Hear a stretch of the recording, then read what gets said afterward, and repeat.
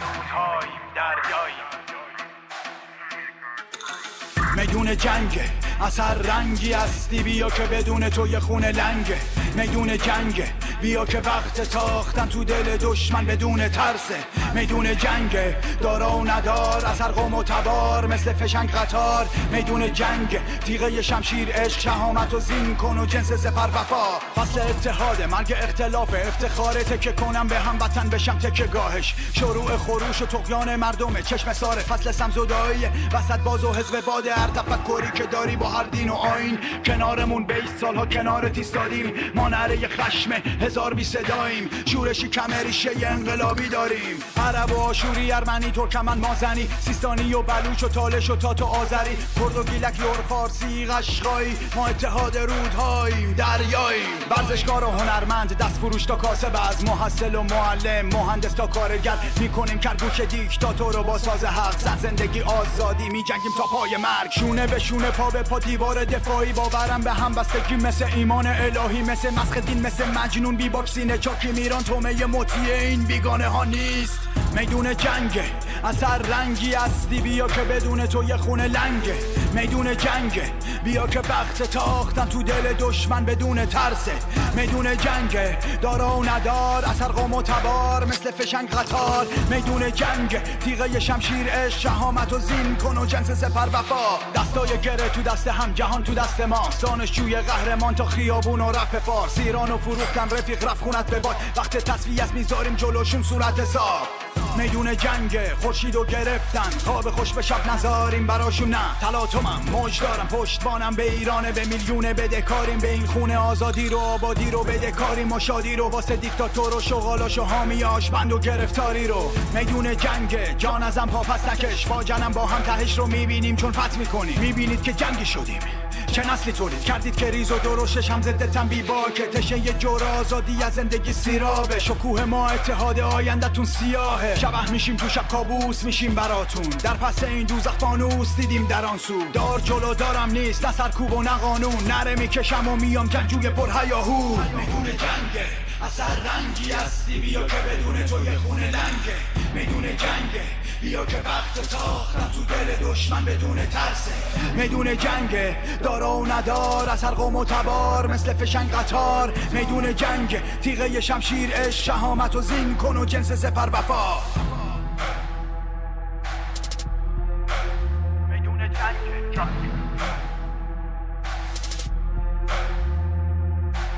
میدون جنگه.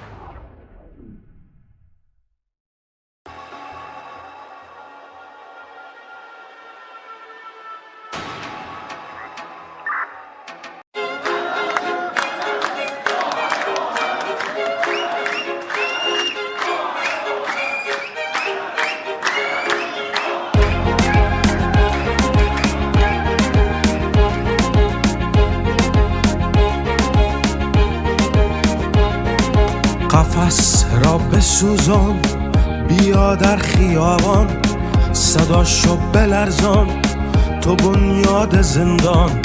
نه تیر و تناب و نه کشتار آسان، فقط حق انسان، فقط حق انسان. نترسید نترسید، ما همه با هم هستیم. نترسید نترسید، ما همه با هم هستیم. نترسید نترسید، ما همه با هم هستیم. نترسید نترسید، باید آنها بترسند. هستیم در کنار زندانیان دربند. بترسید بترسید ای صاحبان زندان، آمدیم در خیابان بشکنیم قفل زندان. بترسید بترسید ای صاحبان زندان، آمدیم در خیابان بشکنیم قفل زندان. بترسید.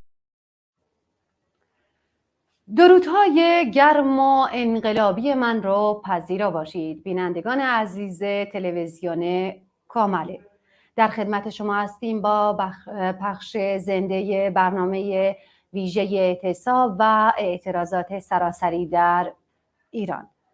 این جنبش سر بازی ایستادن ندارد.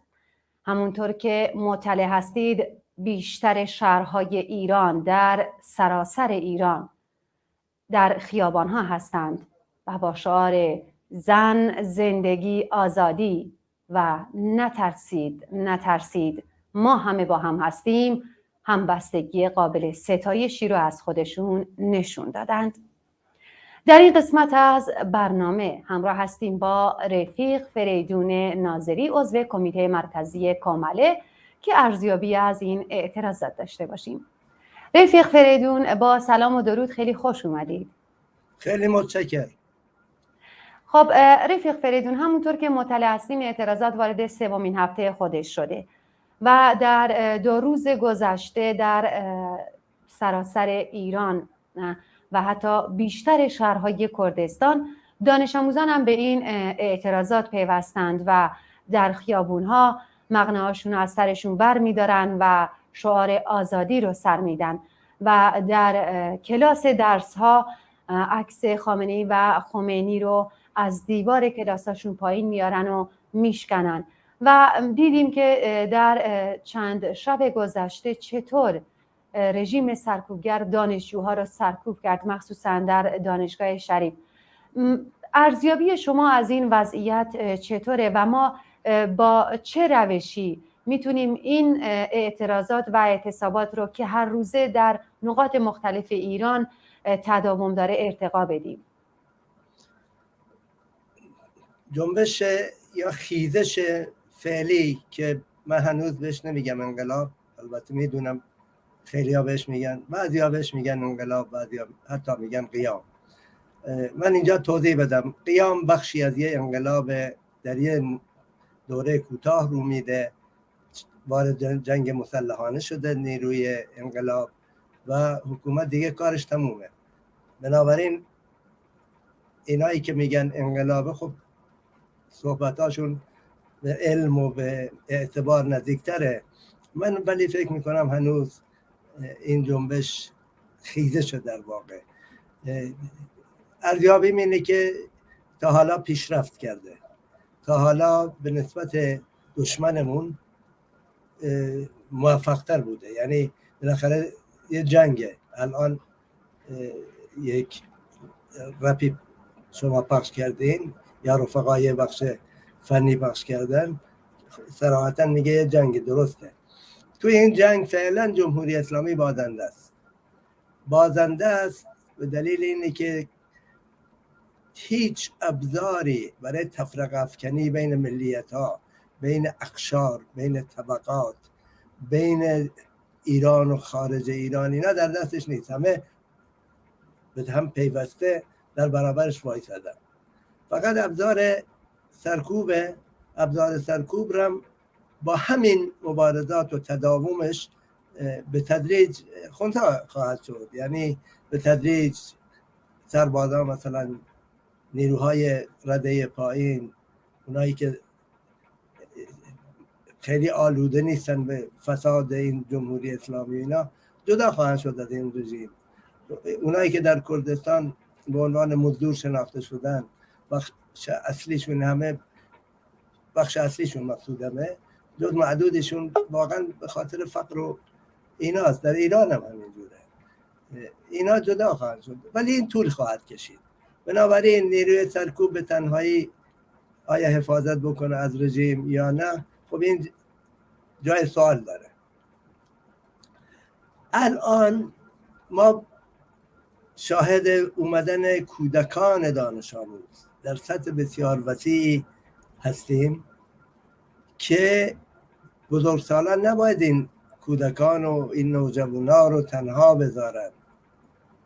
اینها اگه به تنهایی اینجوری بشن به نیرو، تبدیل بشن به نیروی اصلی این جنبش، ضربه پذیر خواهند بود.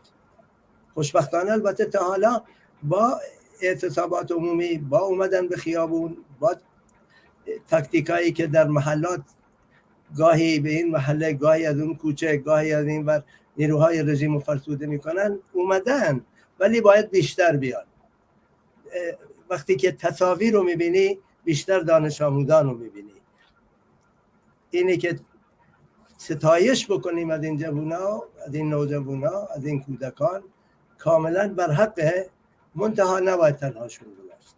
اما برای ارتقاء این مبارزه همه میدونن رژیم جمهوری اسلامی رژیم سرمایه‌داری فکستانیه، در دل سیستم سرمایه‌داری جهانی مورد حمایت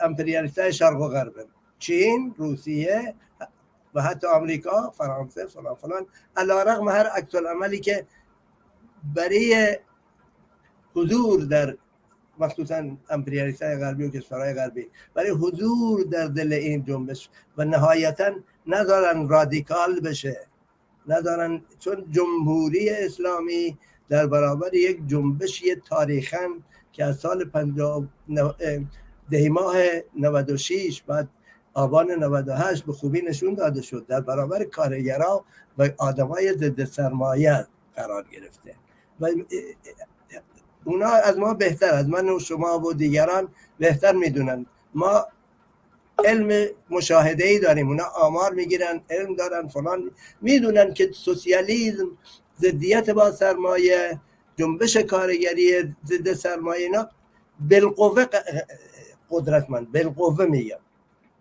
باید این بالقوه رو بالفعل کرد اگه میخوایم ارتقا بدیم. یعنی چی؟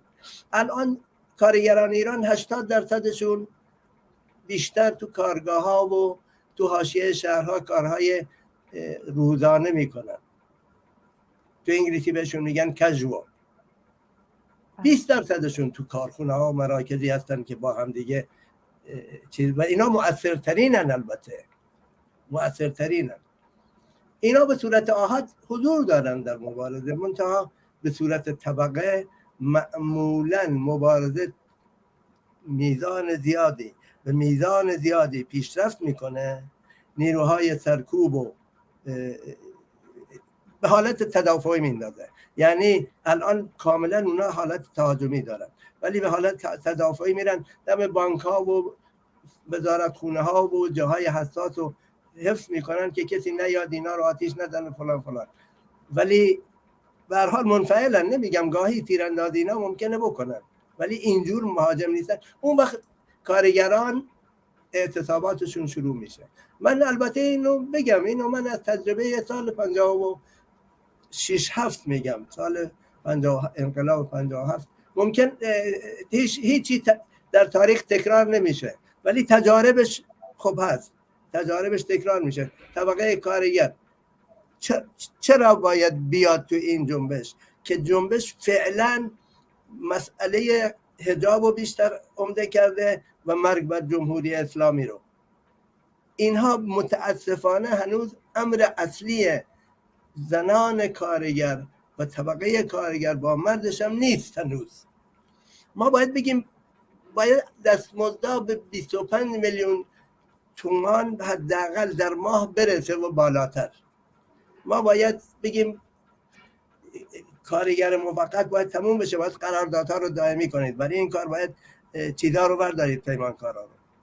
یعنی یک شعارهای علیه فقرم بدیم، یک شعارهایی که طبقه کارگر الان تحت فشار عظیم اقتصادی احساس بکنن که جنبش هم مربوط به اوناست. البته حقوق زنان مربوط به اوناست، پیشروانشون این رو میدونن، ما هم وظیفه داریم مدام بگیم. ولی اگه بخوای توده کارگر با زن و مردش رو بیاری، فعلا باید نیازهای اولیه‌شو به صورت شعار در بیاری و معلوم بشه که جامعه نسبت به زندگی این طبقه حساسه. به همین جهت من میگم ارتقای این جنبش نهایتاً در گروه اینه، ولی قبل از اون تا به اونجا میرسیم ما باید بدونیم این جنبش خیلی جوونه، بنابراین صبر زیادی نداره، در حالی که انقلاب قانونمندی خودش رو داره و صبوری میخواد. بله. یکی از چیزایی که ممکنه عدم صبوری، عدم شکیبایی به آدم تحمیل بکنه، دست زدن به یک اقدامات پیشرفته که یه مقداری اینجا و اونجا دیده شد ولی خوشبختانه متوقف شد. یعنی معلوم شد که جنبش اولا رهبر داره در درون، دیگه اینه که رهبران سراسری هم بی حرف نیستن و بی گوشه شنوا نیستن و این یک بصیرتی به جنبش داده که خوشبختانه این عدم شکیبایی الان کمتر دیده میشه. ولی خب بحثش از فلان است، میپرسن از ما جنگ مسلحانه کی شروع میشه، کی شرایطشه. میگیم بابا جون جنگ مسلحانه وقتیه که نیروهای رژیم دچار تفرقه شدن، رهبری دچار تفرقه شده، منفعل شدن نیروها. گفتم مثل تجربه دوره انقلاب بگم، سربازا ول میکنن میان تو صف مردم، مزدوران ول میکنن میان تو صف مردم. دوره ما بسیجی نبود، ولی مثلا الان بسیجی اینا اون بخش غیر جانی و غیر حرفه‌ای شد، ول میکنن میان تو مردم. یک تناسبی درست میشه، از دل خود رژیم یک حرکاتی درست میشه. بعد ما در کل ایران کلی سرباز تربیت شده نظامی داریم، در کردستان کلی پیشمرگ در کنار سربازای تجربه شده داریم، همه جا در کردستان، سیستان، حتی تهران و گیلان اینا هم ممکنه اسلحه موجوده. منتها مال کیه؟ مال وقتی که بشه رژیم رو انداخت و این هدف اصلی این جنبشه.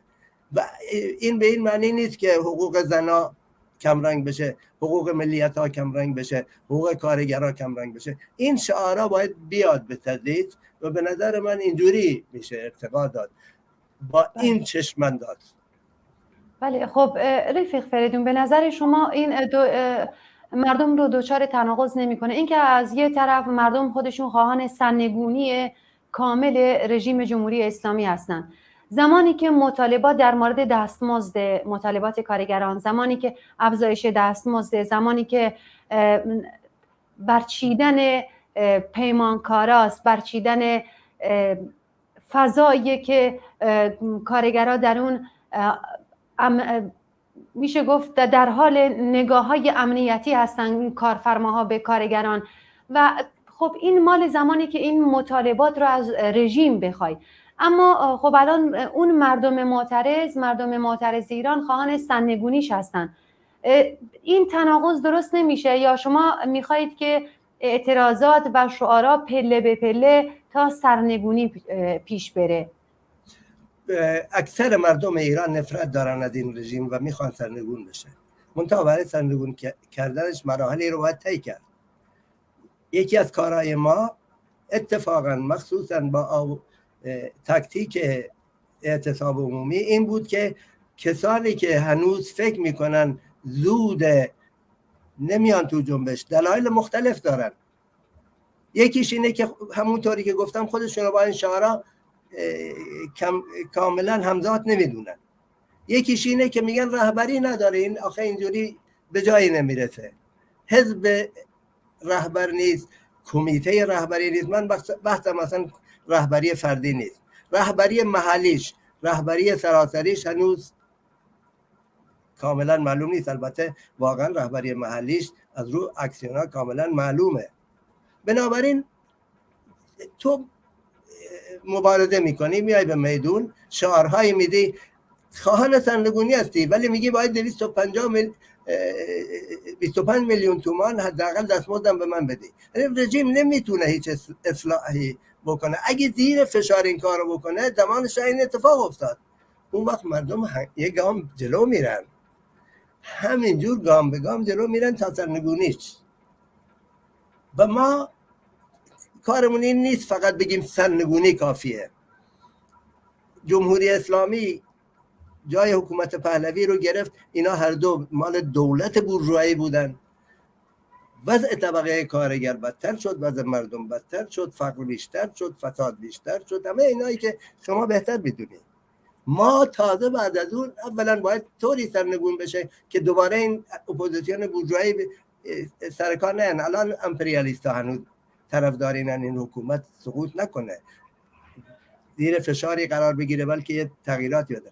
ولی اگه ببینن نه کار از کار در رفته به اصطلاح، فوراً یه جمع دستراستی و نیروی دستراستی رو بدیل میکنن. اینا اگه بیان سر کار یک دوره ما دموکراسی اینا خواهیم داشت، خب خیلی خوبه. ولی اینا اگه مسلط بشن جمهوری اسلامی دیگری خواهیم داشت. برای جامعه، برای طبقه کارگر فرقی نخواهد کرد. بنابراین ما یه حکومتی میخوایم بلافاصله در دل دموکراسی شورا تشکیل بشه با جهتگیری سوسیالیستی، وگرنه تو ایران بدون دیکتاتوری ها وقتی که البته تثبیت بشن، البته اگه جمهوری اسلامی سقوط بکنه نمیتونه بیاد. و سرمایه اصلی هم در دنیا اون میزان از دموکراسی که در حد انتخابات و اینا، در حد مثلا آوردن این وزیر و اون نخست وزیر و این فلان هست، و دارن کم کم پس میگیرن و پس گرفتن و حقوقی که به دست آورده بودن به تدریج پس میگیرن. سرمایه دچار گندیدگی و اینا شده، خود اون در حالت سقوطه. مقصودم تاریخا فوراً الان کسی تو اروپا باشه هیچ آثاری از سقوط نمیبینه احتمالاً. به هر حال مقصودم اینه که این تناقض نیست به نظر من، اینا مراحل. بله خب رفیق فریدون، این جنبش درسته که بیشترشون جوونا هستن و زنان حضور پررنگی در این خیزش دارن، در این جنبش اخیر دارن. خب ما میگیم تا برقراری سوسیالیسم، بالاخره اون سوسیالیسم در سوسیالیسم که برابری کامل خارج از جنسیت، خارج از ملیت، همه اینا بین افراد جامعه برقرار میشه. خب بدون حضور کارگران هم این سوسیالیسم امکان پذیر نیست، بدون اینکه کارگرها به این جنبش بپیوندن. کارگران هم ظاهرا از جمله کارگران شرکت نفت، کارگران هفت تپه خواهان پشتیبانی از این اعتراضات هستند. مردم معترض باید چیکار کنن، با چه شیوه یا با چه شعاری از کارگرها بخوان که به این اعتراضات بپیوندند و این اعتراضات و این جنبش کاملتر بشه؟ رفیق کانی، من همین الان یک سرودی رو که دیشبم خونده شد توسط رفیق رضا برای شما فرستادم، پیشنهادم اینه تکرارش کنید.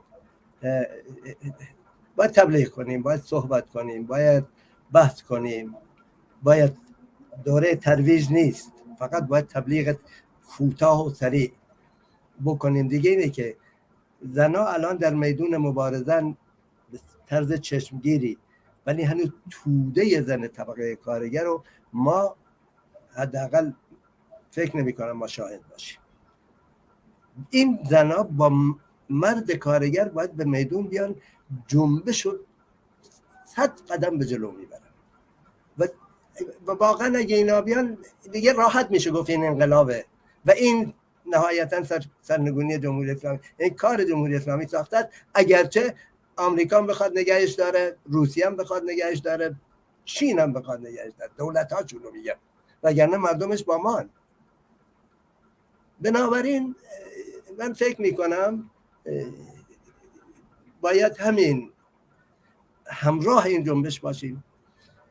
ادامه کاری این جنبش خیلی مهمه، ستایش بکنیم و هرچی هم به نظرمون میرسه یک قدم جلوتر اونا رو نشون بدیم تا اینی که نهایتا بگیم یادتون نره تا جمهوری اسلامی هم سقوط بکنه باید از اونجا سریعا بره سمتگیری سوسیالیستی داشته باشه و شوراها باشن، باید مردم در شوراها بیان، سرمایه و استثمار رو کاری بکنن که دیگه مثل قبل نتونه استثمار بکنن. اینو برای چی میگم؟ سرمایه بزرگ رو میشه سریعا میتید کرد، ولی خورده سرمایه ها و دهقان و اینا طول میکشه. بنابراین باید این درس ها رو به تدریج جاری بکنیم. بله عذر میخوام رفیق فریدون، ما در خاطرمون هست که در 1-2 سال گذشته زمانی که کارگران هفت تپه دست به اعتصاب میزدن یا همچنین کارگران نفت، دانشجوها با شعار فرزند کارگرانیم کنارشان میمانیم یا دانشجو کارگر اتحاد از کارگرها پشتیبانی کردن. الان خب کارگران بالاخره وظیفه دارن که در کنار این دانشجوها باشن. دانشجوها باید چطور، با چه شعاری به نظر شما خواستار این باشن که کارگران عملا باید پشتیبان اونا باشن؟ همین الان کارگرای مثلا واحد، نفت، هفت تپه، ما از ذوباهن هنوز من چیزی البته ندیدم، از ماشین سازی هنوز چیزی ندیدم. اینا کاملا دارن میگن بازنشسته های کارگر، اینا فرزندان ما، همون شعار دانشجو رو اینا هم دارن تکرار میکنن به این شکل. ما کارگران رسمی نفت میگن اگه ادامه بدی به این کشتار ما به میدون میایم.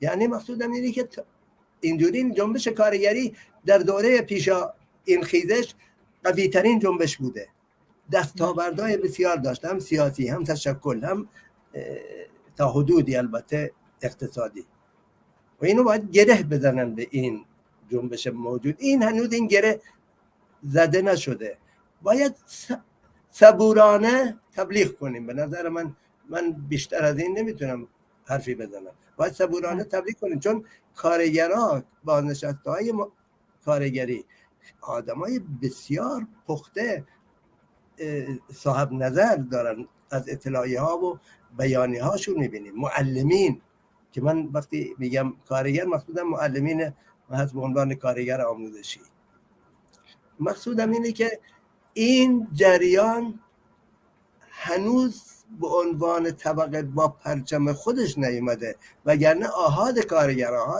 کارگر شامل معلم و بازنشسته و همه حضور دارن. اما مثلا من اگه وقت باشه فقط بگم در دوره انقلاب کارگرها خب 1 سال طول کشید، کارگرها حدود مهر ماه اواخر شهریور به عنوان طبقه ظاهر شدن، با پرچم خودشون اعتصابات رو اعلام کردن، کمیته های اعتصاب زده بودن، اومدن به خیابونا با پرچمشون. معلوم بود دوره‌ای بود که نیروی سرکوب کاملا منفعل شده بود، در حالت انفعالی و تدافعی بود، اومدن و کاملا معلوم بود اون حزب اللهی‌ها که بیشتر از بازاری و نمیدونم طبقات متوسط و آدمای متوهم و از خود بیگانه مذهبی و اینا بودن، خیلی درنده بودن در برابر نیروهای چپ و کمونیست تا کارگرها اومدن. وقتی که کارگرها اومدن این تناسب قوا در هم شکست. اون وقت 6 ماه طول کشید تا اومدن، 6 ماه هم طول کشید تا قیام شد و حکومت پهلوی رفت. ولی دوره الان خیلی سریع داره همه چیز تحول پیدا میکنه، به سال و اینا نمیرسه. من که نمیتونم زمان تعیین کنم، ولی میدونم همه چی خیلی سریعه. بله، خیلی ازتون سپاسگزارم رفیق فریدون ناظری از اینکه در برنامه امروز شرکت کردید و شعرتونم حتما میخونم. بله بینندگان عزیز، شما میتونید با شماره تلفنی که در پایین صفحه تلویزیونتون حک شده تصاویر، ویدیوها، پیشنهادات، انتقادات و گزارشات خودتون رو در طول 24 ساعت از طریق تلگرام با ما در میون بذارید. خب همونطور که مطلع هستین اکنون مردم در سراسر ایران و در بیشتر شهرهای ایران از جمله تهران، اصفهان، رشت، قزوین، شهرهای کردستان و خیلی از شهرهای دیگر ایران در خیابان‌ها هستند و ما می‌دونیم که اعتراضات به شب کشیده شده و مردم، حتی اونایی که راننده هستن، راننده ها با بوق زدن و حتی با اینکه خانواده ها از پنجره های خونه هاشون رو باز میکنن، پشت بام میرن و شعار میدن، راننده ها بوق میزنن و همه اینا با هر ابزاری که مردم دم دستشونه دارن فریاد اعتراض خودشون رو بلند میکنن. به امید پیروزی و اونچه که پیداست این جنبش سر باز ایستادن نداره. در این قسمت همراه هستیم با رفیق محمد رحیمی، فعال سیاسی و فعال کارگری. رفیق محمد گرامی سلام و درود، خیلی خوش اومدید. خیلی باید ببخشید که معطل شدید. خوش میکنم، درود بر شما، درود میفرستم به همه بینندگان برنامه. خیلی خوش اومدید. خب رفیق محمد، همچنان که مطلع هستین اعتصابات و اعتراضات البته وارد 3مین هفته خودش شده. 1-2 هفته اول برای سرکوب مقداری رژیم نرمش نشون داد، اما ما میدونیم که در چند روز گذشته در زاهدان دست به جنایت زد، در دانشگاه شریف دست به سرکوب وحشیانه ای زد و میبینیم که نیروهای سرکوبگرش در سطح خیابان‌ها چطور بدون واهمه تیر خلاص رو به معترضین شلیک میکنن و میبینیم که یکی دو روز گذشته هم دانش آموزان به این اعتراضات پیوستن، چه در خیابونها و چه در کلاس‌های درسشون. ارزیابی شما از اعتراضات چیه؟ آیا به نظر شما این اعتراضات ارتقا یافته؟ به نظر من سیاست رژیم در حال حاضر اینه که تا اون جایی که ممکنه بنزین نپاشه بر روی آتش، که آتش شعله‌ورتر نشه. منتها هر جایی که خطر جدی باشه طبعاً سیاه روی واقعی خودشو، چهره واقعی خودشو نشون میده که سرکوبه. زاهدان و دانشگاه صنعتی شریف این موضوع رو اثبات میکنه. از با هلیکوپتر رو از زمین به سوی مردم شلیک بکنی در زاهدان و 40-50 نفر، بالای 50 نفر انسان رو به قتل برسونی و 10 نفر رو زخمی بکنی، یا در مثلا دانشگاه شریف 10 دانشجو رو به قتل برسونی، جز این چیزی رو نشون نمیده. آقای خامنه ای از طرفی میگه که دل منم ناراحت شد برای از دست رفتن مهسا، که دختر بیگناه میگه اومده فلان، خب منم ناراحت شدم، منتها مسئله شون این نیست. مرد حسابی تو برای اگه یک دختر 22 ساله دلت ناراحته چجوری میری یا 50-60 نفر رو به قتل عام میکنی؟ یعنی این دو روی فقط یه آخون رو میخواد که این رو بتونی توضیح بدی. در هر حال اون سیاست رژیم چنان که میگین شما مرتب و به درستی جنبش ادامه پیدا کرده و ادامه داره پیدا میکنه. هر جنبشی، هر پدیده‌ای در عالم هم نقطه ضعف داره هم نقطه قوت داره. این شامل این جنبش حاضر هم هست. نقطه قوتش در اینه که با همون توضیحاتی که رفیق فریدون قبلتر توضیحات من میشنیدم، این نشان دهنده درجه ای از سازماندهیه، اینی که ادامه پیدا داره میکنه و اینی که مثلا تاکتیک هاشون رو عوض میکنن، بعضی وقتا میکنن شب و روز، بعضی وقتا مثلا الان ماشین ها یا به قول شما گفتنی پیشتر که مثلا از پنجره خانه هاشون یا شبا فقط مثلا میان در نقاط مختلف میان، مثلا در چندین نقطه در شهر تهران همزمان هستن در خیابون و اینها و تونستن فلج بکنن نیروی سرکوب رژیم رو. این نشان دهنده درجه آگاهیه که همینجوری خودجوش دیگه نیست، برنامه‌ریزی شده است و دارن در واقع رژیم رو زمینگیر میکنن. نقطه ضعفش چیه؟ نقطه ضعفش در واقع اینه که هنوز ما اعتصابات کارگری سراسری نداریم در پشتیبانی از این جنبش. آیا همچنان نخواهیم داشت؟ به نظر من اینطوری نیست. جنبش کارگری، اعتصابات کارگری به دلیل اهمیتش در این که میتونه رژیم رو تغییر بده، طبیعتاً برنامه‌ریزی خیلی مفصل تری کرد، چون که 4 جوان 100 جوان دختر پسر بیان خیابان فلان درجه ای از سازماندهی میخواد. سازماندهی یک اعتصاب بزرگ که تو خانواده های کارگری وقتی که کارشون رو از دست میدن در حال اعتصابات هستن، چجوری نان شبشون چجوری تهیه بشه در این شرایط اقتصادی که ما میشناسیمش.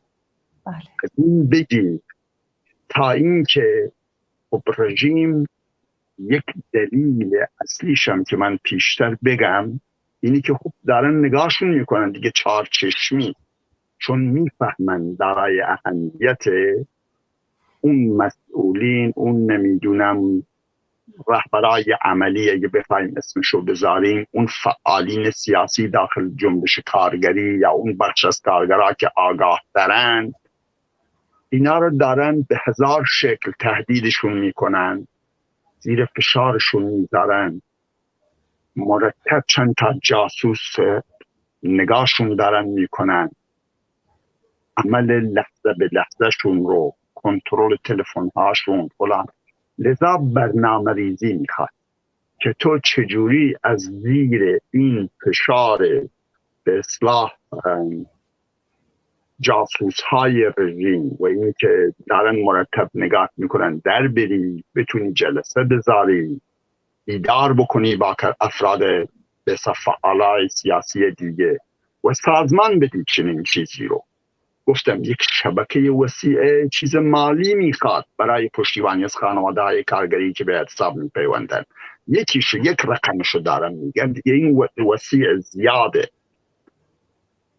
دلیل این که تا به حال نپیوسته و این ضعف در اینه، چون از اهمیتش شک نبایستی داشت که میپیوندن و وقتی که پیوستن به قول رفیق فریدون گفتنی 100 قدم پیشتر میبرن این جنبش رو.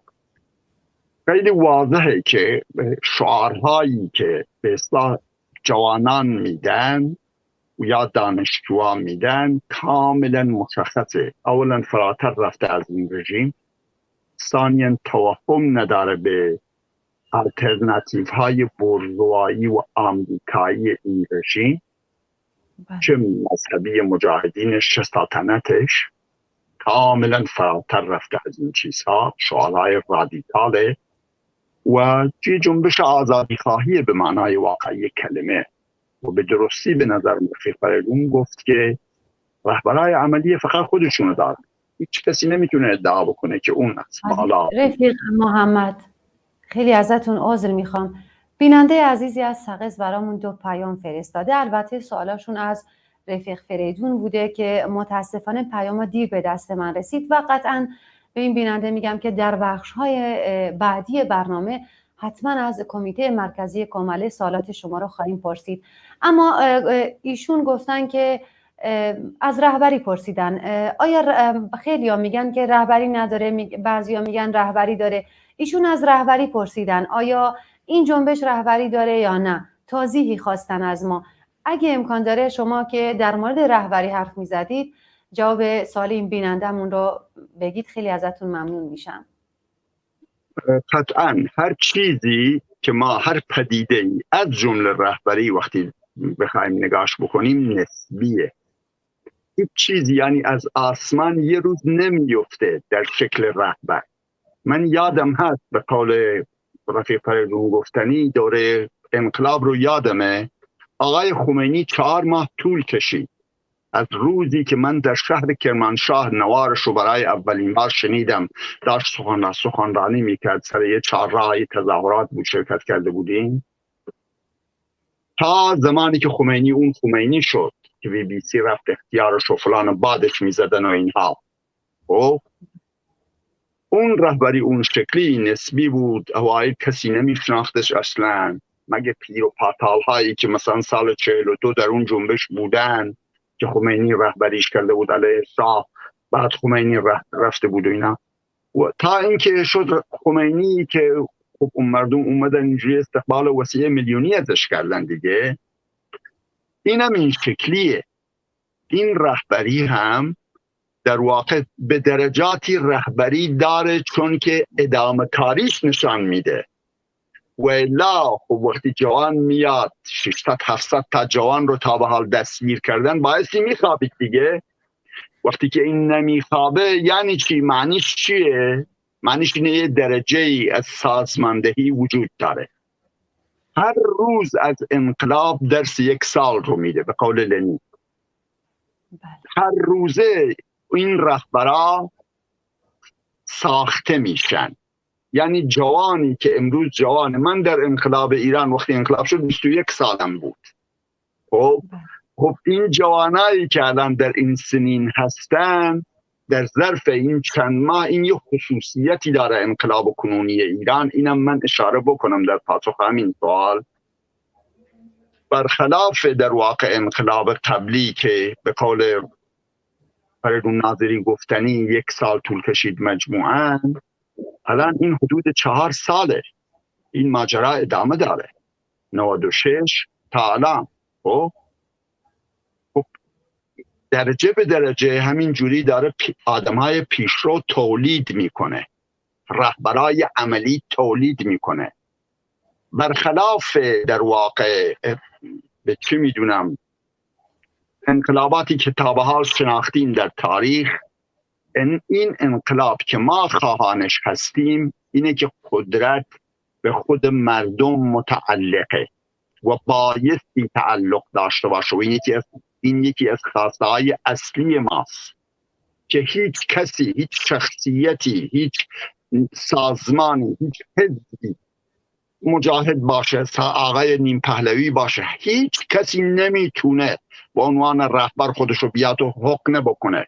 قدرت مال مردمه. خب و این قدرت، این رهبرای عملی این رو دارن تجربه میکنن به طور روزانه و بر تجاربشون اندوخته میکنن لحظه به لحظه و چون در بطن کار هستن جلسات مرتب میذارن با توجه به امکاناتی که تکنولوژی کنونی در اختیارشون میذاره و اینها درجه امنیت رو میتونه بهشون بده، هزاران و 10,000 رهبران عملی روزانه داره بار میان، دارن تولید میشن، دارن رشد میکنن.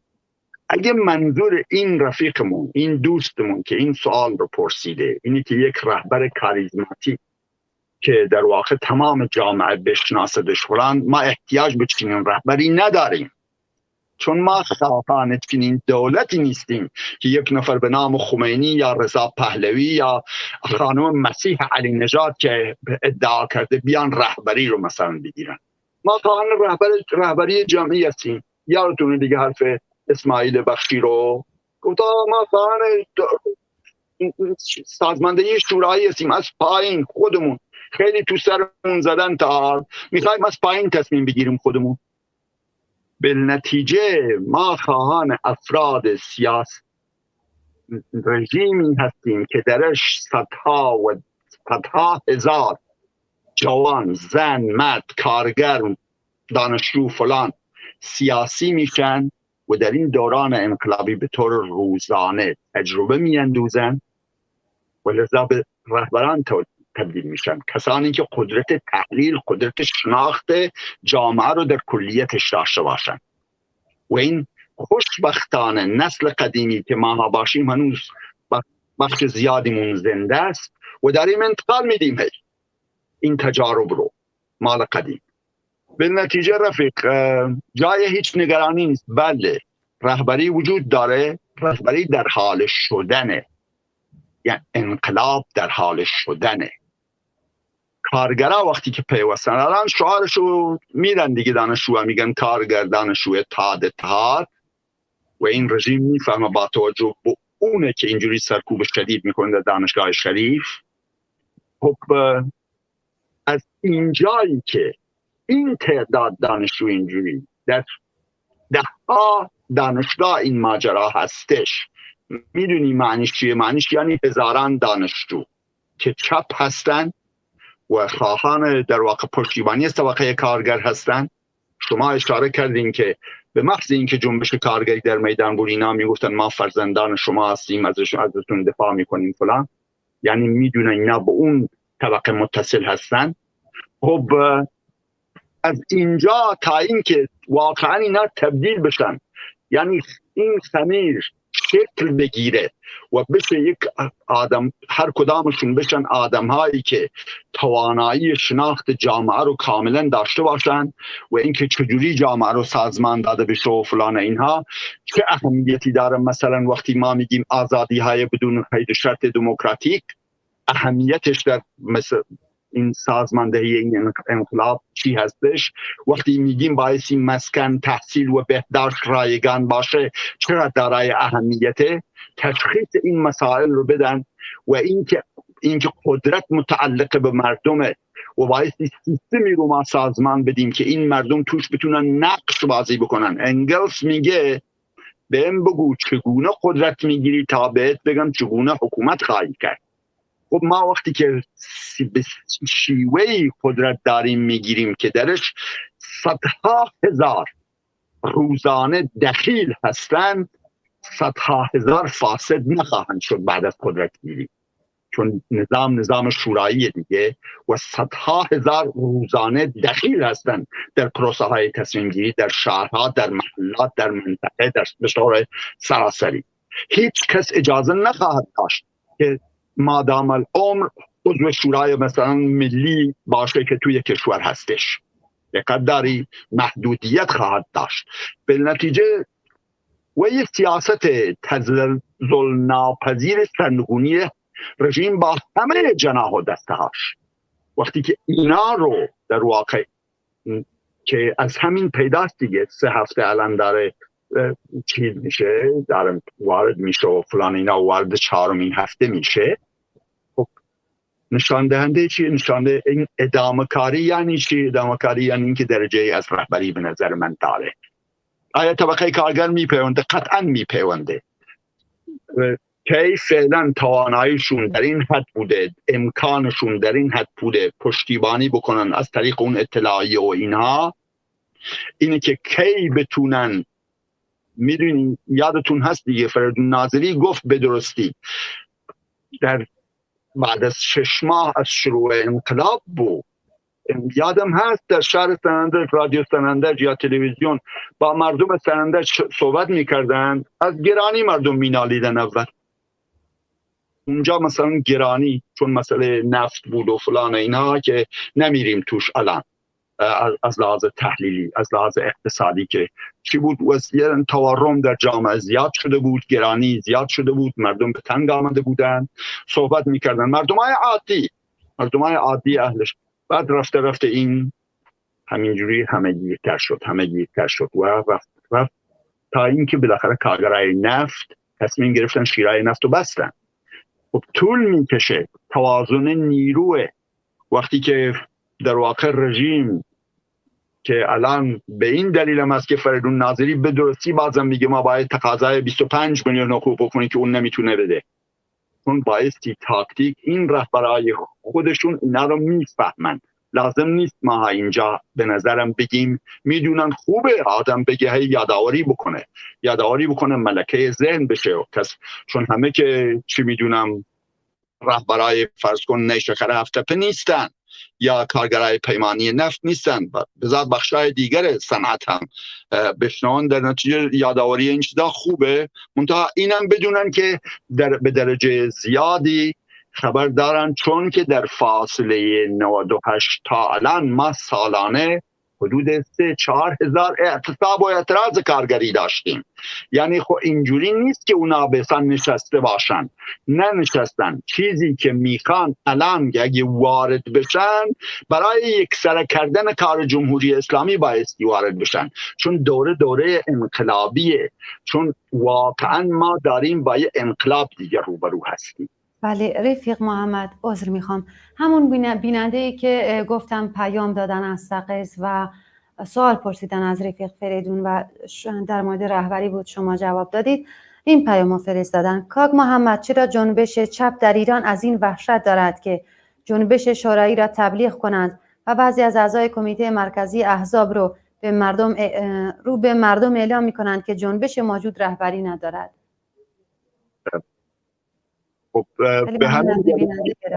بله، من به همین دلیل بود گفتم که هیچ حزبی، هیچ شخصیتی، هیچ نفری اجازه نداره بیاد و موج سواری بکنه از مردم. انقلاب مال مردمه، به مردم تعلق داره، لذا قدرتی هم که جایگزین جمهوری اسلامی میشه تنها و تنها قدرت شوراهای کارگران و زحمتکشان هستش، در محلات و در کارخانه، در محل کار و در محل زندگی.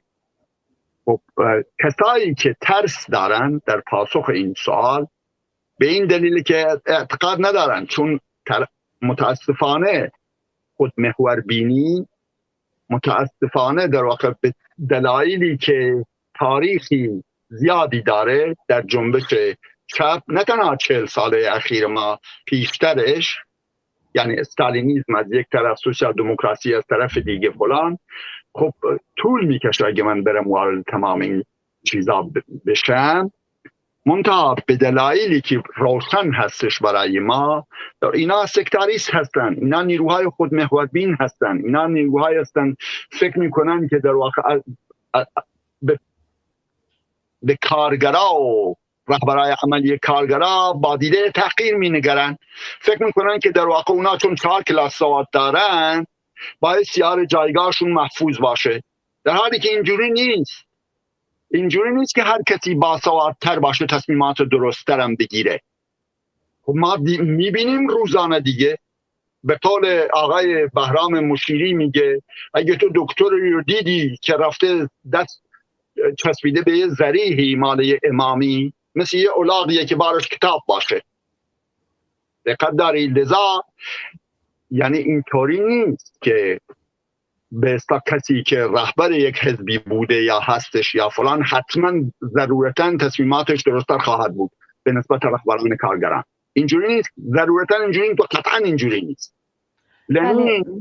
لنین بذار این نکته رو بگم، سال 1905 یه پیشنهادی بود، یه بحثی بود رادین و فلان اینها، میگه که در مسئله انقلاب ما هم حزب مهمه هم شورا.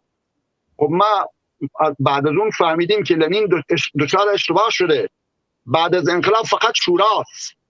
اگه حزبی میخواد شرکت داشته باشه افرادش میتونن خودشون رو کاندید بکنن برای عضویت در شورا، ولی حزب کاره ای نیست دیگه. حزب میتونه به عنوان چیزای جامعه مدنی نظر بده، پیشنهاد بده، استفاده کمک بکنه برای تصمیم، ولی تصمیم گیری مال مردمه، مال شوراهاست، مال کارگراست، در محل زندگیشون و در محل کارشون، مال زنانه، مال جوانانه، مال تمام اعضای یک جامعه است.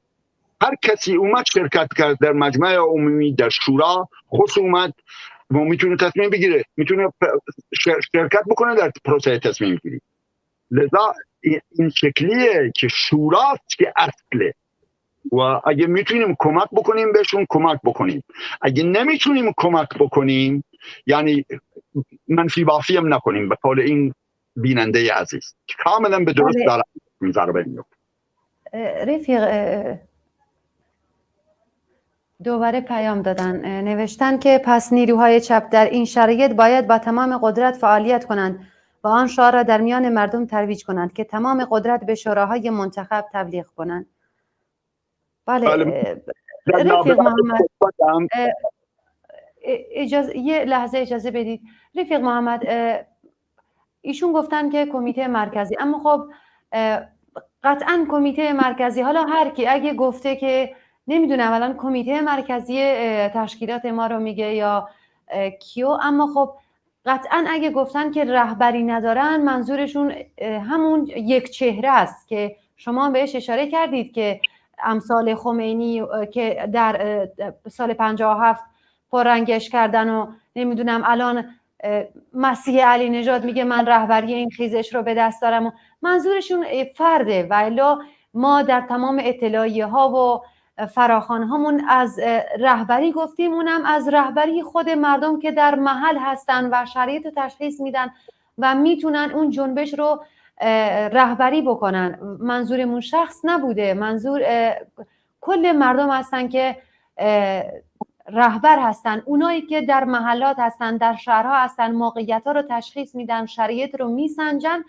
و تصمیم میگیرن که ساعت چند، چه روزی دست به اعتراض بزنن یا آیا شرایط موجوده که اعتصاب انجام بدن یا برن تو خیابونا یا نه چطور. خب اینا رو همه رهبرای محلات که در اونجا مستقر هستن اینا رو تشخیص میدن. این جنبش شما هم اشاره کردیم که خودجوش نیست.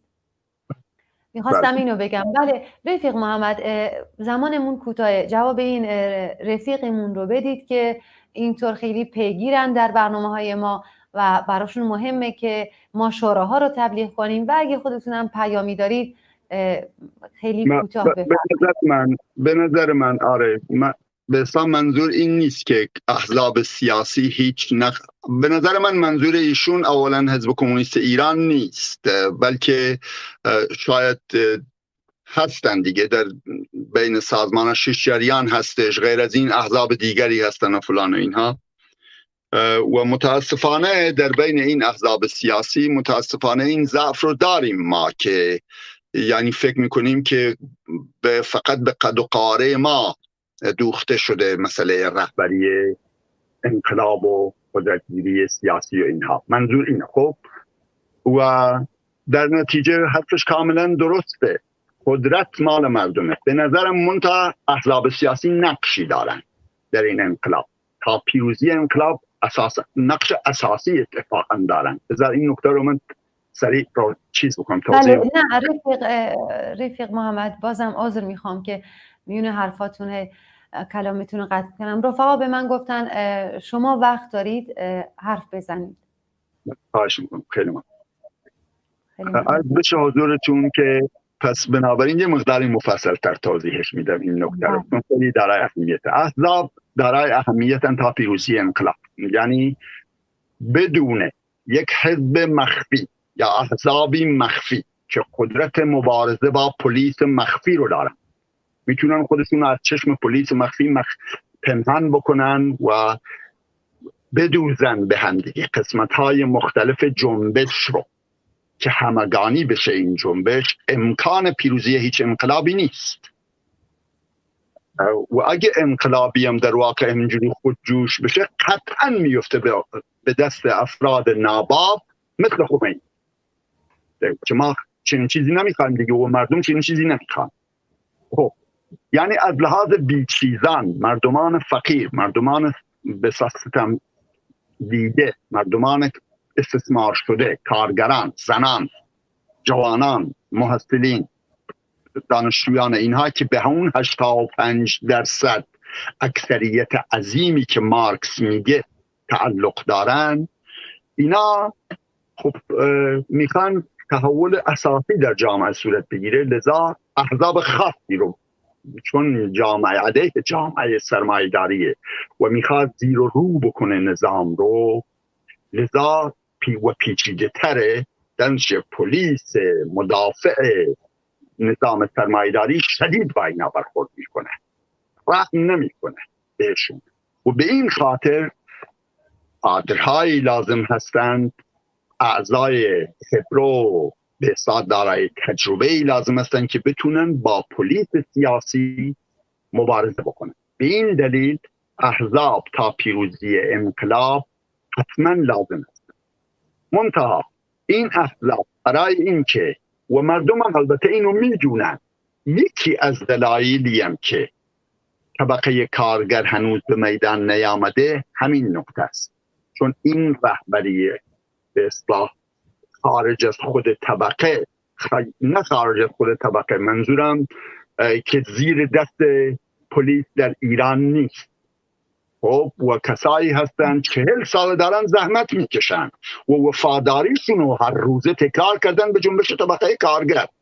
و آدم بایستی خیلی نمک نشناس باشه اگه این رو تشخیص نده که مثلا رهبری احزاب سیاسی که طرفدار طبقه کارگر هستند، در کنار اشتباهاتی هم که البته داشتن، چه خدماتی هم کردن به جنبش. هرچی ما داریم از لحاظ آگاهی، من شخصا هرچی یاد گرفتم به خاطر اون رفقایی بوده که قبل از من در زندان بودن، زحمت کشیدن، توی زندان مطالعات کردن، فلان یاد گرفتن و شدن کادرهای این جنبش. و این رو من الان دارم به نسل جوانتر خودم تحویل میدم. خب لذا اونتا برای این که در واقع علت این که طبقه کارگر نمیاد، چون اینا هنوز متحد نشدن همین احزاب، که من پیشنهاد میکنم که همین احزاب، همین 6 جریان، حزب کمونیست ایران، حزب کمونیست کارگری، فلان، هر کسی که مایله، حزب کمونیست ایران میتونه پیشنهادش رو بده،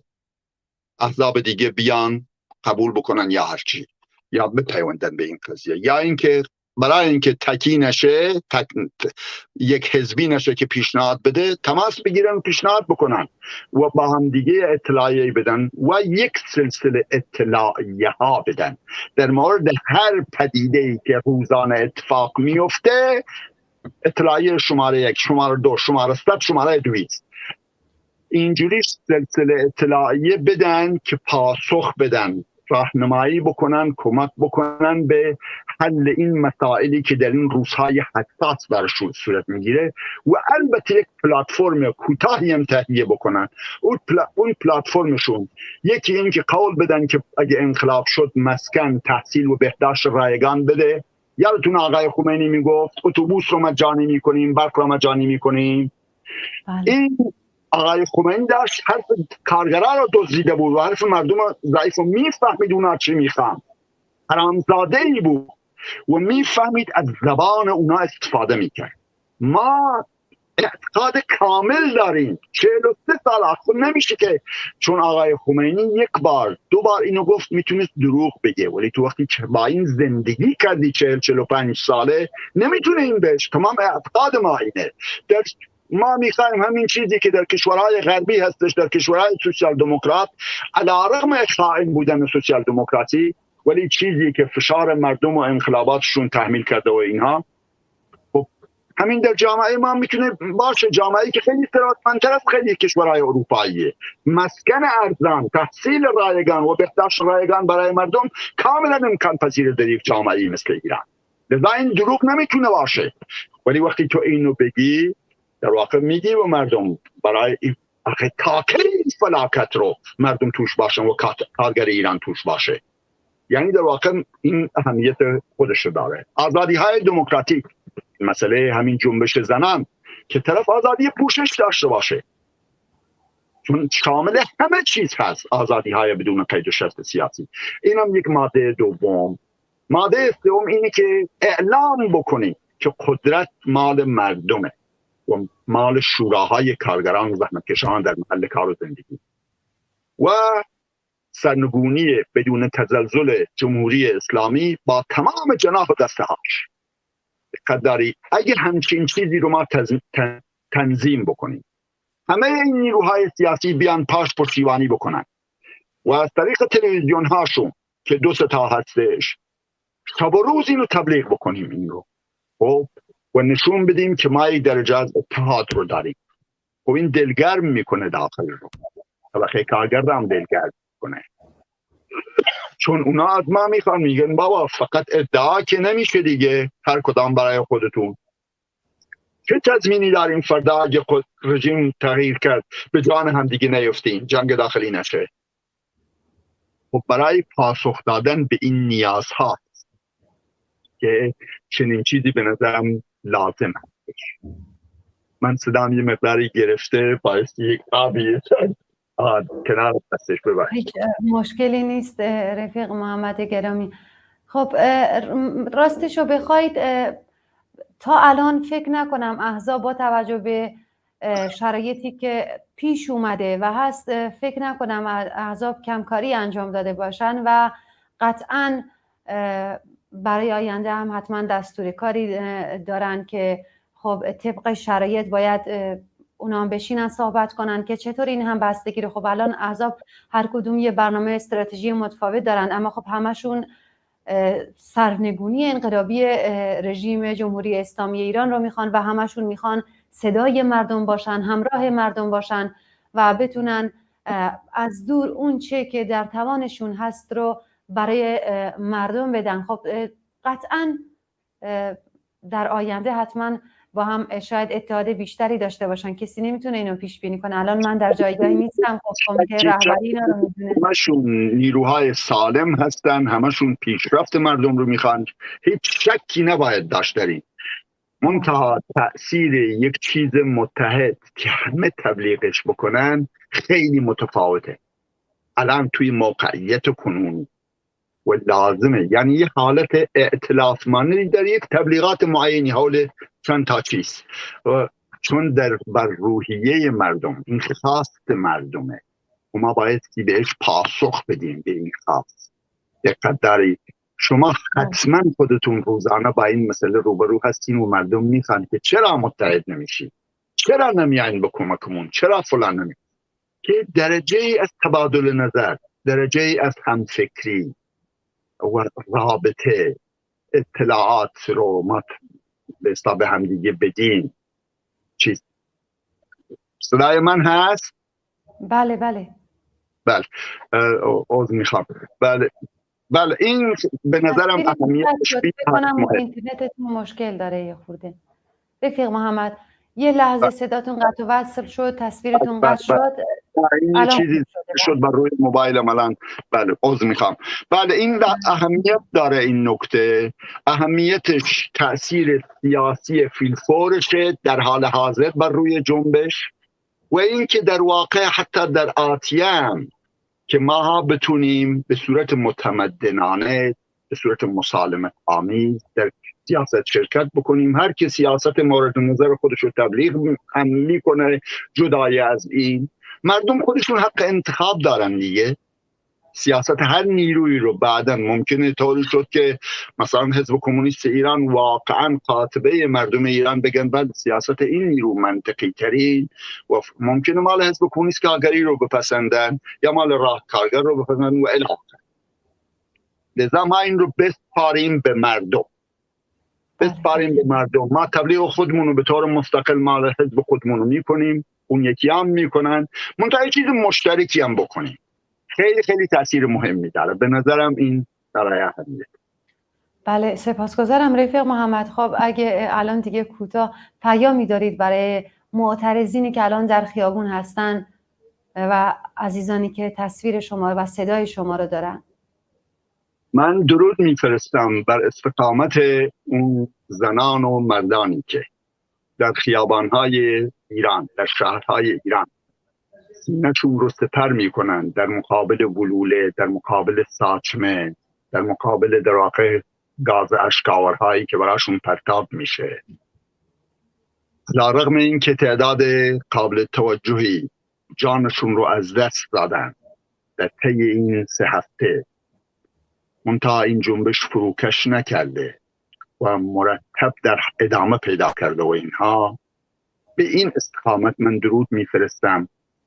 و اون خانواده هایی که عزیزانشون رو از دست دادن احساس همدردی اعلام میکنم باهاتون و بهشون میگم که عزیزانشون فراموش نمیشن، در راه یک هدف بزرگ جانشون رو از دست میدن. و اون خانواده هایی که فرزندانشون رو میگیرن، دستگیر میکنن، توی زندان سعی میکنن بشکننشون، بهشون میگم از پشتیبانی از فرزندانتون دست نکشید، نترسید. رژیم در حال دست و پا زدنه، مثل یک در واقع مرغی که سرش رو بریدی میپره بالا و پایین، در این کار رو میکنه. به کردستان میزنه، حمله میکنه با هلیکوپتر مردمی که در واقع اومدن شعاری دادن در زاهدان مثلا میزنه، دانشجوهای فرزندان مردم رو داره اینجوری میکشه در دانشگاه فلان. اینا در واقع این دست و پا زدن های آخره که رژیم داره. و درود میفرستم بهشون، به شرفشون، به پایداریشون. شکی نبایستی داشت. این انقلاب این بار رژیم جان سالم به در نخواهد. ممکنه مقداری طول بکشه، ممکنه با نیروی کاملا با سرکوب با دیگه کاملا پناه برده. ببین تو میتونی با سرکوب یه چند مدتی دوام بیاری، ولی تو میتونی یعنی از سرنیزه استفاده بکنی، ولی نمیتونی بر روی سرنیزه بشینی برای اول، چون سوراخت میکنه، دقت میکنه. لذا شک نداشته باشن رژیم جمهوری اسلامی نمیتونه به مدت طولانی بر روی این سرکوب دوام بیاره بر اساس، چون کاملا فرسوده شدن نیروها، کاملا آشکاره دیگه. اون چیزای که کشف شده و فلانی، اون جلسات مخفیشون نیرو ندارن دیگه بسا چیز بکنن، بفرستن نیروی تازه نفس، نیروی براشون نمونده دیگه. و این اگه ادامه پیدا بکنه، از اون ورم طبقه کارگر بنا به تشخیص خودش و مبارزین و فعالین خودش بپیوندن، شکی نباید داشت که رژیم جمهوری اسلامی ول میکنه و میره. همین الان از همین الان شروع شده که دارن فرار میکنن ها، از همین الان شروع شده که دارن استعفا میدن، از آخوندهای مذهبیشون بگیر استعفا میدن، تا سپاهیاشون، تا بسیج، تا فلان، خانواده هاشون میفرستن بیرون. خب اون وقت این ریزش شدیدتر و شدیدتر میشه، شکی نبایستی در این داشت. و وقتی که اون دوره یعنی گسترده شد و فلان اینا، اون زمانیه که به قول فریدون ناظری که پیشتر اشاره کرد، دیگه دوره تسلیح عمومی بایستی و این آغاز میشه. مردم خودشون رو مسلح میکنن با اسلحه همون سربازایی که بهشون میپیوندن، یا همون گروه هایی که میزنن روی یک کلانتری، یک چی میدونم مرکز نظامی، میگیرنش، اسلحه هاشو بین خودشون، بین مردم تقسیم میکنن و اینجوری این شکلی. یعنی اون مسئله فقط مسئله یک لحظه، مال 2 ساعته وقتی که برسه به اونجا و میرسه داره به اون سمت حرکت میکنه، چی مسیر جنبش. با آرزوی موفقیت برای همشون و من دست تک تکشون رو میبوسم. خیلی خیلی سپاسگزارم از حضورتون، از اینکه یک بار دیگه دعوت ما رو به این برنامه پذیرفتید. رفیق محمد رحیمی گرامی، درود بر شما، خسته نباشین. خیلی ممنون. سپاسگزاریم. بله بینندگان عزیز، همونطوری که قبلا هم اعلام کردم، شما با شماره تلفنی که در پایین صفحه تلویزیونتون هست میتونید از طریق تلگرام در طول شبانه روز تصاویر، عکس‌ها، گزارشات و پیام‌هاتون رو برای ما بفرستید.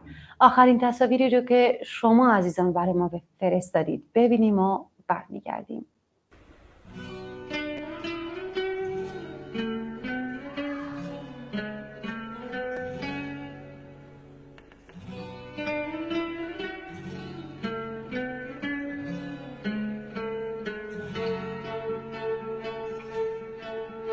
La mattina appena alzata, oh bella ciao, bella ciao, bella ciao, ciao, ciao. Alla mattina appena alzata, ieri sai mi tocca andare, e fra gli insetti e le zanzare, oh bella ciao, bella ciao, bella ciao, ciao, ciao. E fra gli insetti e le zanzare, duro lavoro mi tocca fare.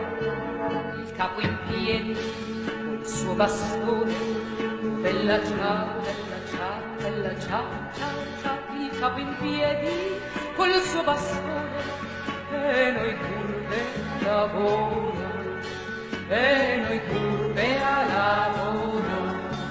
Il capo in piedi col suo bastone, oh bella ciao, bella ciao, bella ciao, ciao, ciao. Il capo in piedi col suo bastone, e noi curve a lavorare. La la la, la la la, bella ciao, bella ciao, bella ciao, ciao, ciao. La la la, mamma mia, oh che tormento, oh bella ciao, bella ciao, bella ciao, ciao, ciao. Mamma mia, oh che tormento, io ti invoco ogni doma ed ogni ora che qui passiamo. Oh bella ciao, bella ciao, bella ciao, ciao, ciao. Ed ogni ora che qui passiamo, noi perdiamo la gioventù. Ma verrà un giorno che tutte quante, oh bella ciao, bella ciao, bella ciao, ciao, ciao. Ma verrà un giorno che tutte quante lavoreremo in libertà. Ma verrà un giorno che tutte quante lavoreremo in libertà. Ma verrà un giorno che tutte quante lavoreremo in libertà.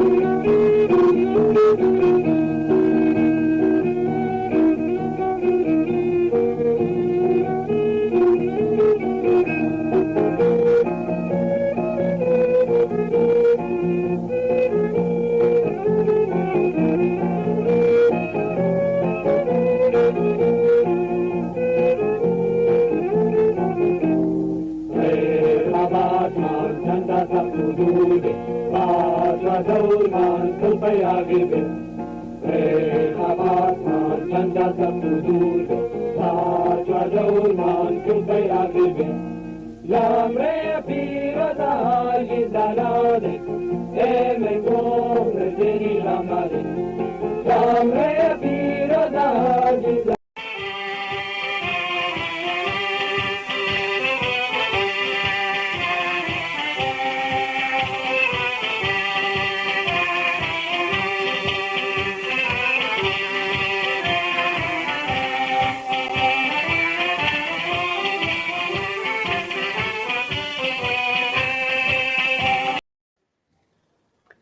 بله بینندگان عزیز، درودی دوباره.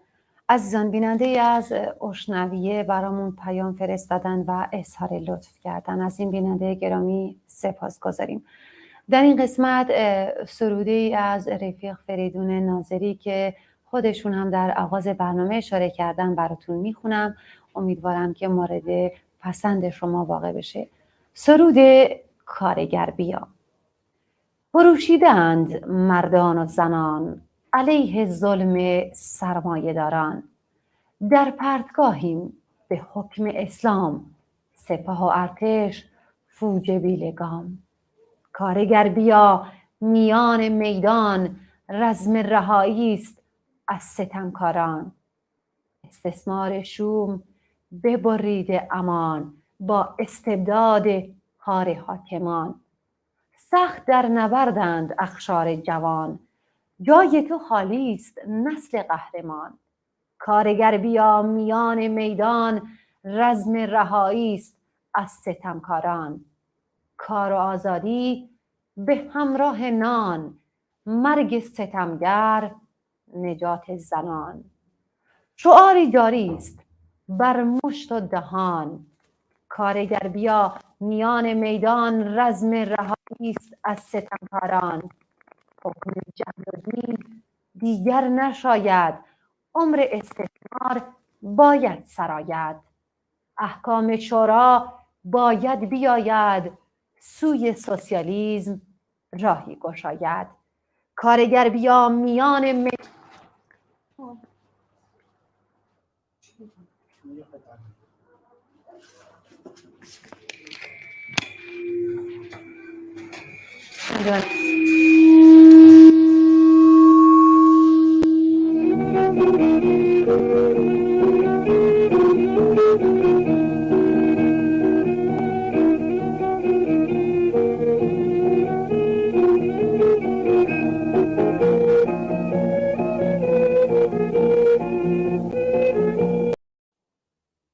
بله بینندگان عزیز، خیلی باید ببخشید که در برنامه مشکل کوچیکی پیش اومد.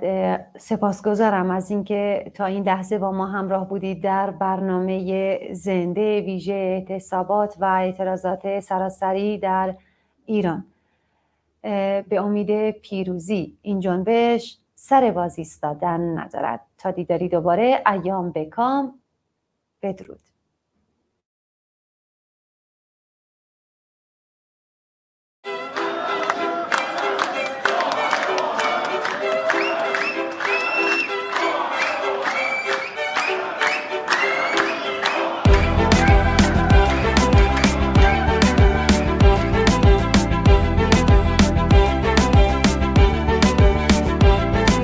قفس را بسوزان، بیا در خیابان، صداشو بلرزان، تو بنیاد زندان. نه تیر و تناب و نه کشتار آسان، فقط حق انسان، فقط حق انسان. نترسید نترسید، ما همه با هم هستیم. نترسید نترسید، ما همه با هم هستیم. نترسید نترسید، ما همه با هم هستیم. نترسید نترسید، باید آنها بترسند. هستیم در کنار زندانیان دربند. بترسید بترسید ای صاحبان زندان، آمدیم در خیابان بشکنیم قفل زندان. بترسید بترسید ای صاحبان زندان، آمدیم در خیابان بشکنیم قفل زندان. بترسید بترسید ما همه با هم هستیم، بترسید بترسید ما همه با هم هستیم. بگو گرسنگان را از گلوله نترسان، بنیاد این نظام را در خیابان بسوزان. من و تو هم صدا با صدای بی صدایان، بشکنیم از خیابان دروازه های زندان. دی اینترناسیونال، سولی